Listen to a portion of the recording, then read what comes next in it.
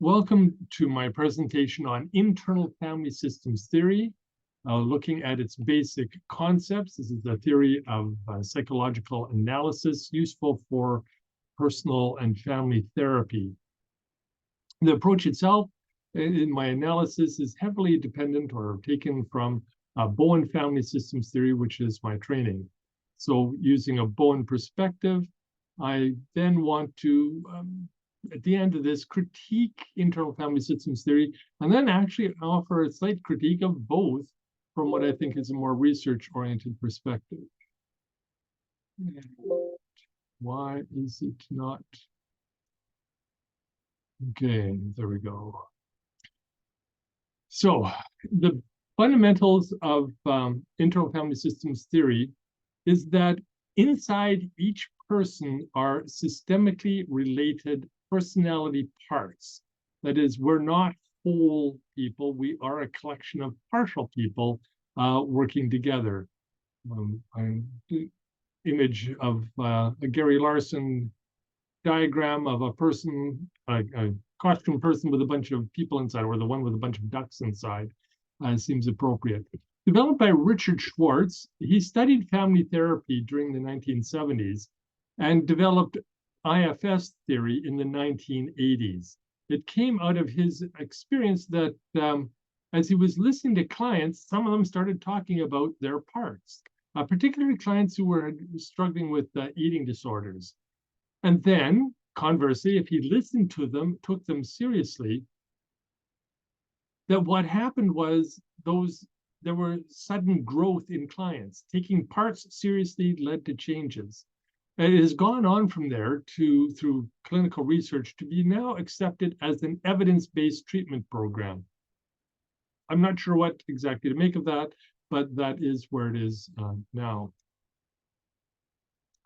The central concept of internal family systems theory is that everyone has a unique and authentic self. And authentic is a critically important word here. That is, each person inside of them is a whole person. However, that whole person can be made problematic through life experiences. That is, things happen to us and we become less whole. We break into parts.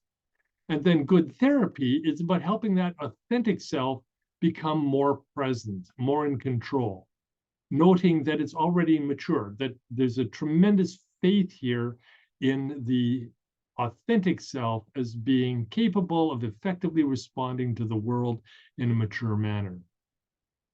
What I find fascinating right up front is how much the authentic self looks like the differentiated self in Bowen theory. So the differentiated self is the ideal that you are moving towards in Bowen theory, and it has a lot of characteristics that are very similar to the authentic self in internal family systems theory.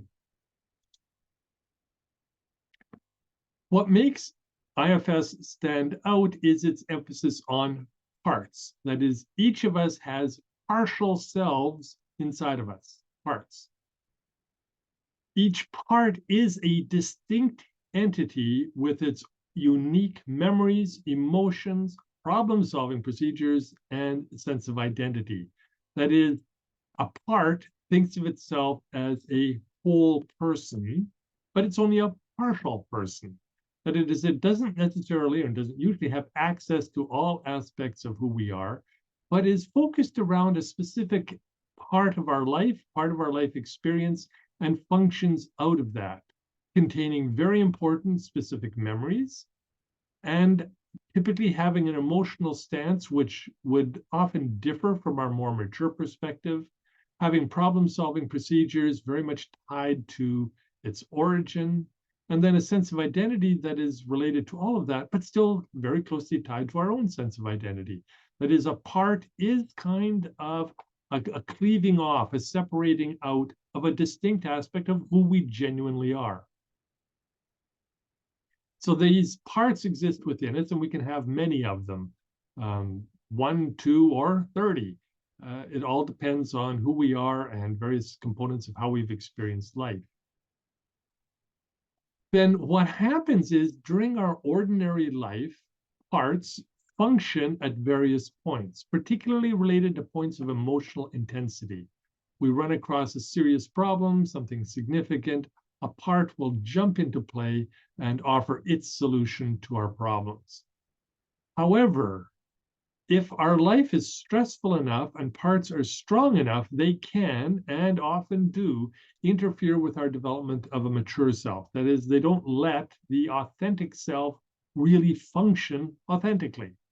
Instead, it kind of hobbles ourselves, ties us into partial ways of being rather than the more full ways, which are more effective, better for living our lives. In IFS, there are 3 types of parts. Now, there's a little bit of difficulty here. You don't want to push this too hard because you'll find that specific parts, if you do work with them, don't neatly fall into this 3-part structure. In fact, parts can kind of shift around, and even as we'll see, through this presentation, there is some overlap already. But it tries to distinguish, the theory tries to distinguish between 3. There are exiles. These are the parts that are typically hidden. They may not always be hidden, but they're typically not welcome in ordinary life. Typically, they are shamed or pain-filled parts. That is, these are not happy aspects of who we are. They're often deeply suffering, and then we keep them hidden away so that basically we do not experience the shame or suffering that goes with the part. So those are the exiles. They're the most difficult to find and work with. Then there are the proactive protectors, which the theory often refers to as managers. These are parts that present as stable, capable actors. That is, they like to be in charge. They're good at being in charge. They work very hard and they're task-oriented. They're the ones who are busy out there running our lives the moment we face significant stress. Noting that they can be extremely critical. That is, they can be very hard on us. That is, they are hardworking and task-oriented, but they only came out because we weren't being very effective, and they're keen to point out that we were not being effective. So these parts are, but they present as very strong and capable, though often quite limited. And then there are the reactive protectors. So proactive, see a problem, get out in front of it. Reactive, go, you're in trouble. Now what? So after something has happened, a reactive protector will, or a firefighter, I don't like the term, but that's what they're called within IFS, firefighters, will emerge. And then it uses extreme measures to protect or repress exiles. That is, if you run into problems that trigger an exile, so it starts saying, hey, I have feelings, I need to be out here dealing with stuff, then a reactive protector or firefighter will get involved and do something wild and crazy or destructive. So when you're looking at things like wild behavior, partying, drugs, alcohol, cutting, suicide, these are all the behaviors of reactive protectors. They're into extremes. They see the situation as desperate, and they're out to make a change rapidly that will protect you from whatever. So these are the 3 main parts, but there may be multiple levels between them, multiple relationships between them, and there may be many of them. So it's not a very, it's a framework for thinking more about the way they function than for what they are specifically as you encounter them. The therapeutic process in internal family systems is called unblending. What you're looking for is more differentiated parts. And the differentiation, if you come from a Bowen Family Systems perspective, it's not the same. But what you want under normal circumstances is what we have are parts running about, unconsciously running our lives. under difficult circumstances, the goal of unblending is to get them to be distinct, recognize parts of who we are. So once you've got a part, then the job of the therapeutic process is to systematically engage with each part to understand what it needs, what it's looking for, what drove it, and then build recognition and respect for that part on the part of the client. That is, each client should look at their own parts and go, oh, I understand. I see what they're doing. And yes, thank you. This is good. This is helpful. Or at least this is hardworking and it's an attempt to be helpful. Then what's interesting about this is the process then of working with the part itself. That is, once you've come to recognize and respect the part, then what do you do with it? And an important part of it is usually understanding what the part remembers. What are its key memories? So when you're talking to a part or about a part, often memories will be triggered in the client that will be specific and clearly part of the past that is important to the formation of the part. I don't know if that makes any sense. That is, parts have their memories that are critical to their sense of identity, where they come from, why they are there. And as you work with them, you'll get to know those memories and help them work with them. And then what you want to do as well is recognize with the part, understanding the memories, that the part was needed at the time of the memory. Something happened and the part was a very important aspect of how the client coped with that circumstance, how they managed their way through it effectively. So the part emerges out of a desire to help, and that needs to be recognized. And then the last part of the unblending process is what is called a do-over, where you go back to that core memory and imagine the correct care for the part at that time. That is, the part emerges because there was a problem. So what would have been the correct thing, the needed thing to happen? Now that we are adults, we can look back, we can review and go, that should not have happened. Here is what the adults in our lives should have done. And can we imagine it, work our way through it? So that's a do-over. And that's the typical process then of working your way through a part. You start differentiating, getting it distinct, understanding what it's looking for, what it needs, trying to respect it, and then working through its issues. It's kind of like individual psychotherapy as a whole, but you're doing it with a part of the person tied to one or two core memories. What happens after that is really quite fascinating. That is, having unblended a part, it then can become a resource to the self.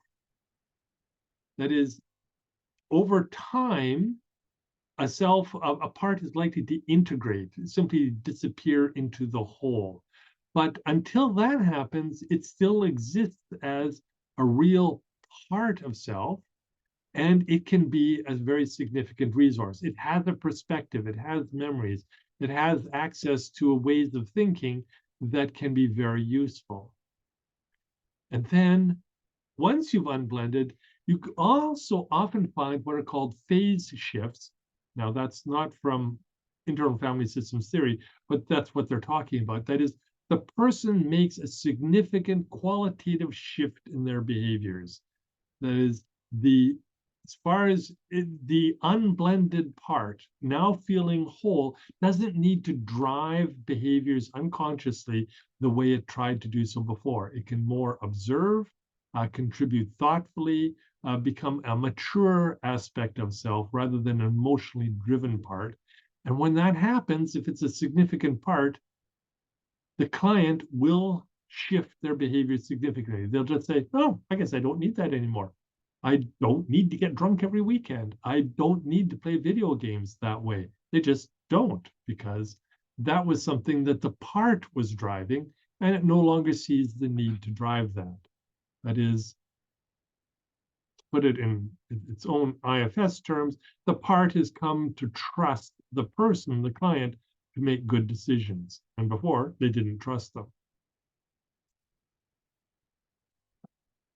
In doing this research, one of the things that is clear to me, and it seems implicit in the work, the internal family systems materials I've read, is that there's a strong connection between parts and trauma. That is, a part often has its origin in a traumatic experience. That's when it emerges. So there'll be a catastrophe when a child is 5, something happens to the family, and a part emerges to help the 5-year-old cope. And then that part stays with the person into the future. And it appears to me that the intensity of the trauma is proportional to the energy of the part. That is, the more horrific the event, the stronger the part is as an emotional and behavioral drive. And then clients may not even know what the trauma was because the part is holding the memories, will not let them out. It's repressing them. This may be an explanation for something that happens with trauma, which is that traumatic memories are literally stored differently in the brain than our non-traumatic memories. And that's a critical part of what makes them so destructive. It may be that parts are a way of working around that trauma memory and allowing people to function more effectively. Trauma memories are very destructive. Well, if a part holds the memory, perhaps it won't be as destructive. I think that's an area for future research, but it's certainly something that happens. But then something else goes on that is really fascinating. When a part releases a memory, the memory is no longer a trauma memory, it's now an episodic memory. And that's a very important distinction in the literature. That is, there's trauma memories, which are stored one way in the brain and emotionally are very destructive. Episodic memories are stored a very different way and are not destructive in the same way at all. That is, a trauma memory drives current behavior, and episodic memory is a resource for current behavior, which is a very powerful shift that happens here. So the way parts work with trauma memories might be an important aspect then of healing from trauma. Really interesting stuff. I have no idea, but it's regardless. There's something powerful going on in the brain neurologically, or so it appears to me, in terms of what's going on. A lot of emphasis on trauma in internal family systems theory work. I am suspicious from my own work, and this is jumping ahead a bit, that an individual who has not suffered in trauma or deeply distorting childhood experiences actually doesn't have parts. I don't think they're inherent, but that's my personal take. The therapeutic perspective that IFS takes is really quite fascinating. I quite appreciate it. One of which is there are no diagnoses. That is, you don't say such so and so is borderline or schizophrenic or PTSD sufferer. What you do is you say all behaviors are representative of adaptive efforts.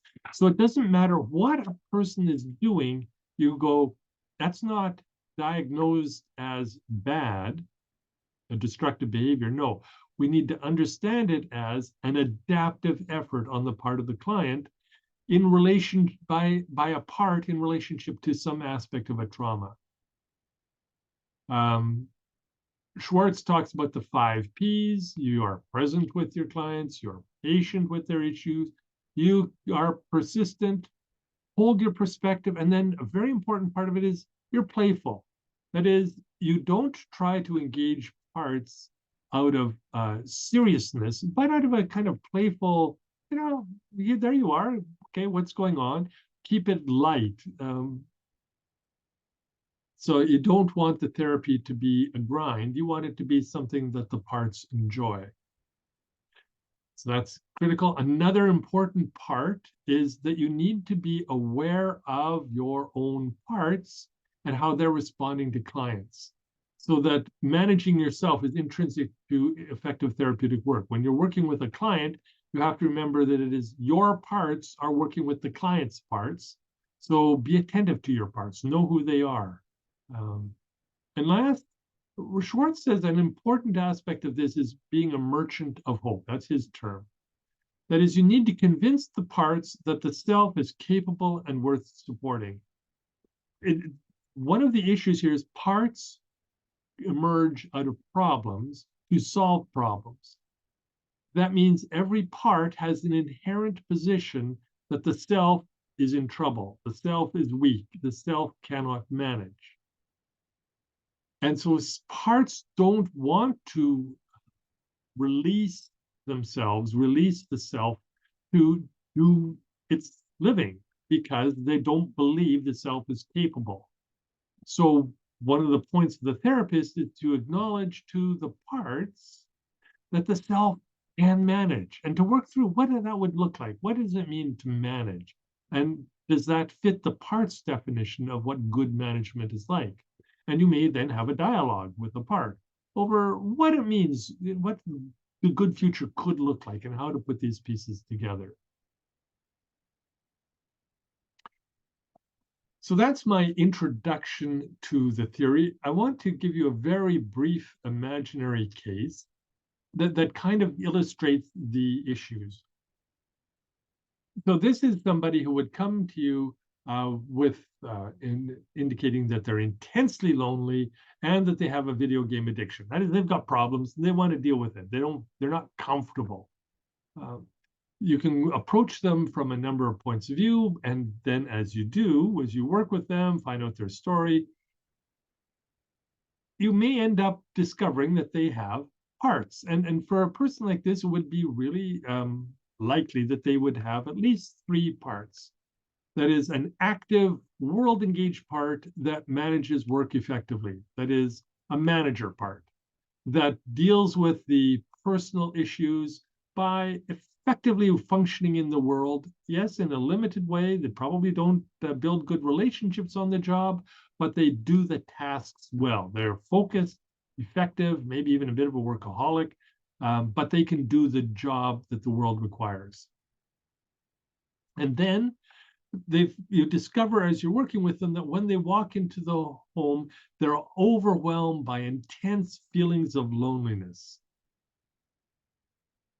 And they don't want to deal with people. They don't want to go out, that they're very scared of social relationships, which means that as soon as they can, they turn on their video game controller and immerse themselves in video games. And that's where they will live until they drop off to sleep. That is, they'll manage their lives minimally within the loneliness, using the video gaming to fight off those feelings and not have to confront them. So that would be a kind of 3 parts. Such a per client would probably have like 6 or 8 parts quite actively involved at different levels in relationship to this, but it would be within this basic structure. Then as therapy proceeds, you work with each part to get it to emerge and identify itself and its needs. What does the firefighter need? Well, what it's really trying to say is we don't want to feel lonely. Okay, so firefighter, can you just stand aside a bit and let's work with the scared part and find out why it feels so lonely? What's going on? And we'll be careful, and we'll allow video gaming. We'll just try and cut back a little bit on the video gaming so we can get to know a little bit more about that scared part and what it's frightened of. And so you would proceed like that, trying to come to terms with things, knowing that the core is probably the exile. The exile is the hidden one, the hardest one to find, protected by both the manager and the firefighter. But the exile will want to talk. And so it's a matter of getting the manager and the firefighter to step aside, allow the exile, and then slowly coming to terms with the trauma or the problems that created the exile in the first place. The exile is typically a very childish part because that's where things happen that influence the self most profoundly without the ability to really effectively respond to it. Then as you work with each part, the client is going to find healing and energy simply recognizing the parts releases them from part of their burdens, and unburdening is a key term, and it allows them to function more effectively. So, particularly as the living self in the moment can effectively respond to the needs each part has expressed, that part then relaxes and feels more confident, more comfortable, and then more capable of releasing more of the self to active participation in daily life. Depending on what the trauma is, this can be a very slow process, looking at even years. But might not take that long at all, depending on what exactly is going on. That is, identifying selves, getting them to work with issues takes time, and it's like working with 3 different clients, each of which has a say in how your formal presenting client functions. Okay.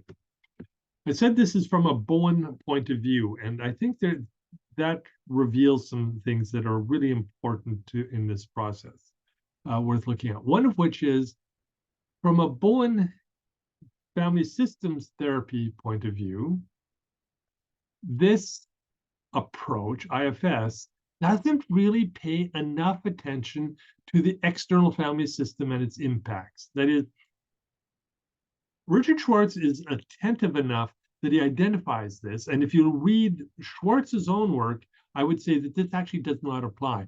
But if you look at the work of all the other people associated with internal family systems, they do not get this. So Schwartz does, but others do not. That is, they don't see how the current family system trigger and reinforce the parts. That is, what the family does is encourage certain parts or trigger situations so that parts come forward. And that unless you deal with those family patterns, you can't actually help the parts really release themselves. Now, Schwartz would say, I think, if I understand him correctly, that that's important to recognize, but ultimately you've still got to deal with the parts. Bowen family theorists would say, actually, no, if you deal with the external family system, the parts might just, well, just sit there happy. That is, they aren't being triggered, so what's the problem?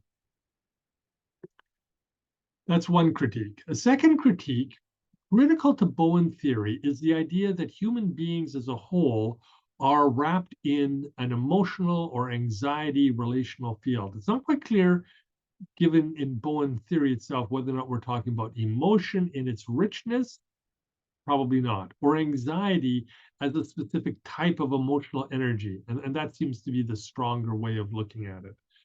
That is, we are all anxious. All human beings are anxious. That is, life casts things that make us afraid. That is, issues that need resolving, problems to solve. And therefore, we have anxiety. And that this is carried collectively. As Bowen theory says, individuals have a part to play in how we as a whole function, and that we will shift energies around from one person to another, sharing our anxieties, dispersing them, being infected by them. That is, anxieties are also contagious. And this is something about group dynamics, systems as a whole of multiple people. And that is what's going on in many cases, not something internal to the person. That is, there's more going on that creates anxiety than just parts struggling with problems. So that is another aspect that I don't see anyone within the IFS world really looking at.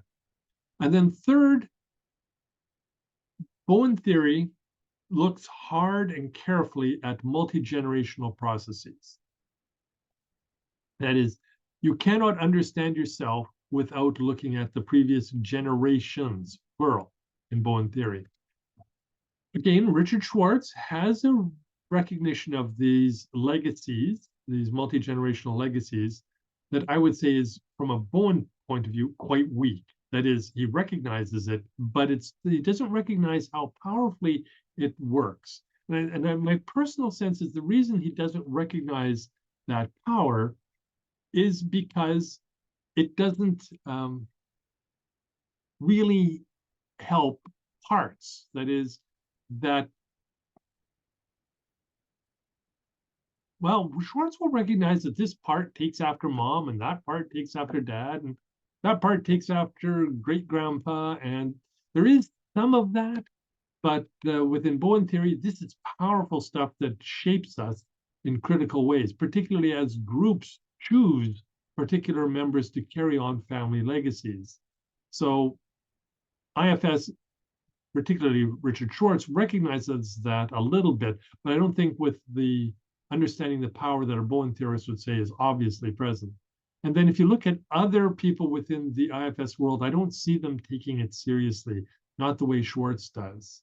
So a Bowen critique would be, there's more going on here that is critical to the self and how the self emerges and becomes mature. But IFS is clearly, particularly in the Schwartz version, it's got some connections, but does not go nearly far enough, and certainly with other IFS theorists do not go far enough. So that's a Bowen critique. Probably could go considerably further, but that would get into more details of the Bowen perspective and IFS. And this is just an introduction. Now, the other side of this, and what I find intriguing, is I think it's possible within limits to integrate Bowen theory and IFS. That is, they can be seen as complementary, each making up for the weaknesses of the other. So Bowen theory does not have a psychodynamic component. It doesn't look really at what goes on inside the head and what the richness is. Murray Bowen himself thought that Sigmund Freud had basically done all that work and he could leave it alone. Well, Freud's work is not that good, and there's still work to be done. It strikes me that IFS really gets at internal aspects of the self in a way that is consistent with the theory, with Bowen Family Systems theory, and vice versa. That for IFS, the Bowen Family Systems allows you to really integrate a much larger systems view and get at more effectively what is happening within the individual. Then I think this makes perfect sense. It's certainly what I experience working with clients. That is, if you look at the family systems pressures, which a Bowen family theorist would do, that specific parts are clearly emergent in response to the system. That is, they don't necessarily represent the individual's experience, they represent the system's need. And so now we can both see what is happening inside the person more effectively through the system, but you can understand the part better by understanding its relationship to the system. So both sides can really gain from that family systems parts dynamic. Another component is Bowen theory really relies heavily on people's memories. Yes, it tries to get at the facts as much as possible, but what is interesting is that memories are often not present for a Bowen theorist. That is, clients simply can't remember critical things that would help make sense of the family dynamic. The parts are often holding those memories and then can release them. So there's another way for the Bowen theory to gain from IFS, and again, IFS adding context to Bowen theory adding context to IFS.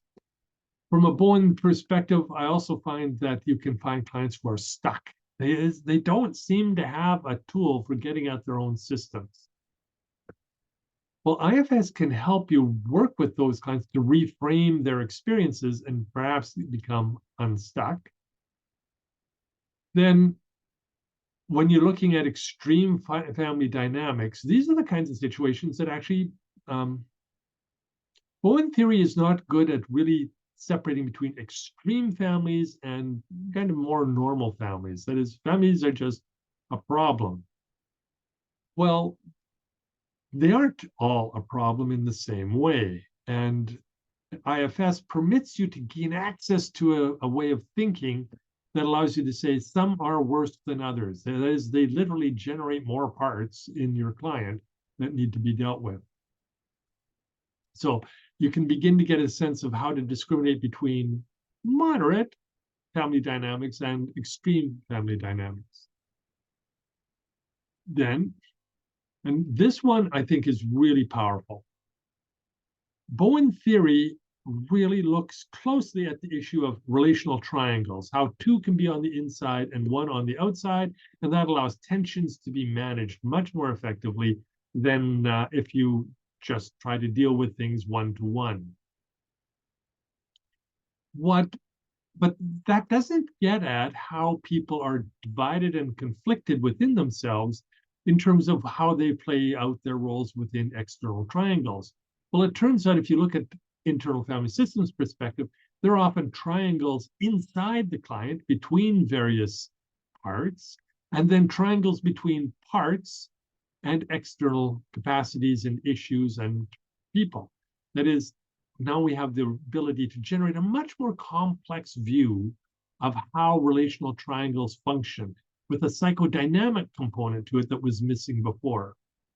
And last, Bowen theory really is pointed in terms of its understanding that therapists can get stuck in relationship to their clients and need to work on their own dynamics very clearly. What IFS does is allows the therapist much closer access to how they are interacting with their clients in a way that leads to being stuck on either the therapist side or the client side. That is, once you recognize the parts that are involved on the therapist side, it's much easier to see how you're getting caught up in the emotional dynamic a client is using, and therefore how to get out of it. That is, Bowen theory identifies that therapists get stuck, but doesn't give you real tools except to look for similarities and overlaps, which clearly would be present between the client's life and the therapist. But now you can get at the coping mechanism overlaps between the therapist and the client. So lots of room to integrate between the two. And this is where I am. I think the two really work together effectively. Really appreciate them as complementary tools when working with clients. Want to wrap up here with what I see as a problem with both Bowen theory and internal family systems theory, which is that research does not support the existence of itself in the stable terms necessary for both approaches. That is, the differentiated self of Bowen theory and the authentic self of internal family systems theory is not actually supported by research into how people exist as selves. That is, when you start driving down the social, psychological, neurosocial pathways, we find out that emotions, which both theories require to be relatively stable, are in fact culturally specific. There aren't universal emotions. And that even personality is an unstable construct with distinct cultural components. That if you take the same psychological tests for personality and you take them to different cultures, results start changing quite significantly in terms of how people have or construct a personality. So there's these really significant issues about self as not being permanent in the way that Bowen theory and internal family systems theory require for their theoretical framework. What I have come to believe, and this is just an aside, is that the self is a constantly emerging aspect of being that integrates at every opportunity all aspects of life. But it gets hung up because of issues in the past. That is, it cannot see aspects of life because of the way previous experiences have hobbled it. And a lot of what therapy is then is allowing the emergent self to move with clearer perception into the present and future. Anyway, that's me. That's another paper. Someday I'll write that one up. I'm not certain yet, but that's what makes more sense to me. Anyway, conclusion. The IFS model corresponds to aspects of internal personal characteristics, and it just literally expands on the Bowen model of selfhood. I think see it very much as an expansion within that framework. I can say it seems to me that IFS is an effective therapy for some kinds of clients, And particularly if you're using Bowen theory and your client is stuck, it seems to be a very good way of releasing energy and problem solving. However, with my final caution that IFS shares with Bowen theory a problematic orientation to self. Last, here's some resources. I can distribute this list to anyone who's interested. These are the books that I've been working from, plus the IFS website. Lots of interesting stuff, well written, easy to understand, very thoughtfully put together, some very good writing here, which I'll just note in passing is quite different from the Bowen Family Systems theory writings, which tend to be very hard to figure out. But these are much easier, make much more sense. Some of them push off into what I would call the bizarre, but that I would say is true of almost every psychotherapeutic approach. But as a whole, well written and very useful, easy to follow, and then easy to start applying to your own therapeutic work.